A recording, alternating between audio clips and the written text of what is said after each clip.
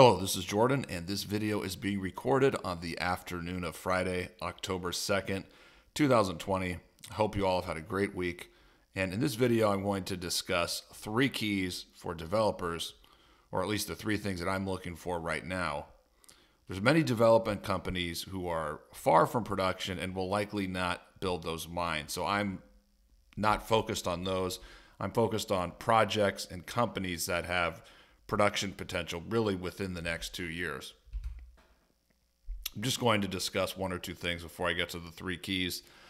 This chart is the life cycle of a junior company, and as I've said in the past, there's really 2 ideal buy points for a junior company within this life cycle.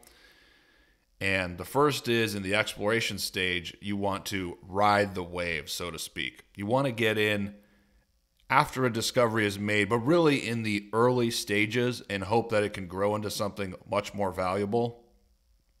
The other ideal buy point is when that junior is in the latter stages of development and it's getting ready to build the mine. You don't want to get in the early stages because that's the worst period, when it has to raise money, do all the important work that the market doesn't care about. There's dilution, etc. The ideal buy point is much later in that cycle when the company is getting ready to build or building that mine. Now, this chart is from TheDailyGold in their presentation, and this shows how a handful of juniors have performed during the construction period, which they say is an average of 18 months for these companies. Now, it's important to note that the gold price within this period has likely performed really, really well. So that's also had an impact. But I think most of us expect over the next 1 to 2 years that the gold price is going to continue to perform well. So that provides a catalyst in its own right for companies that are building their mines and getting ready to be producers. Okay, so enough beating around the bush. Here are really the 3 keys, or at least 3 things I'm looking for right now.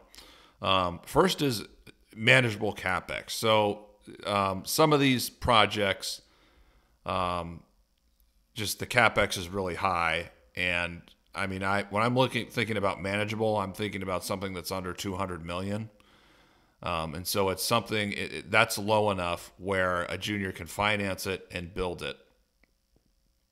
CapEx that's much higher. I mean, that's a much bigger endeavor. It's much more difficult to finance that type of project. So I'm less interested in those right now. The second, and is probably the most important, is really the growth potential and the scalability of the mine. I don't want to be in something where they say, okay, we're going to produce 100,000 ounces for 10 years. And that's basically it. So yes, the company could be re-rated if it successfully builds the mine and starts producing gold, but where's the upside after that? So in my opinion, there's a cap on the upside potential. So I like to look at developers where the project has some scalability where, okay, well, we're going to start producing this much, but you know what? There's also an option where we can do this. We can use cash flow to expand the rate of production. Given where the gold price is, we can process this lower grade material and increase production that way. So the market loves growth in any industry, in any business, and it's also true in mining. And look, if you're not growing in mining, you're dying. So I'm looking for mines that have some growth potential, some scalability. Third is exploration upside. That is a huge organic driver for adding value for these companies. If we look at producers over the last 4 years, the producers that have performed the best are the ones that have had exploration success. I mean, Kirkland Lake is the best example. Another example, which is Wesdome Gold Mines. That's another example.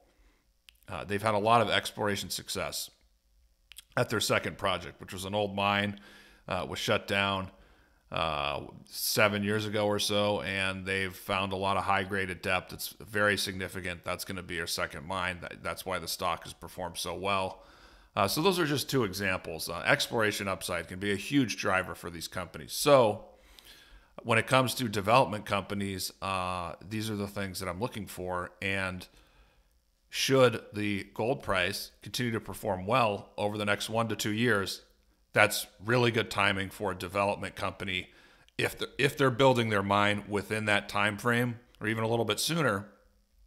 And it's also good if they fit these three keys that I'm looking for. So with that said, I thank you for listening and watching this video. I really appreciate it. If you want to find out more and find out which companies that I like that fit that criteria, you can go to thedailygold.com. You can follow all my work there. You can subscribe, thedailygold.com/premium. It's a highly affordable service, just $149 for 6 months. I thank you again, and I look forward to publishing another video update for you guys in the days and weeks to come.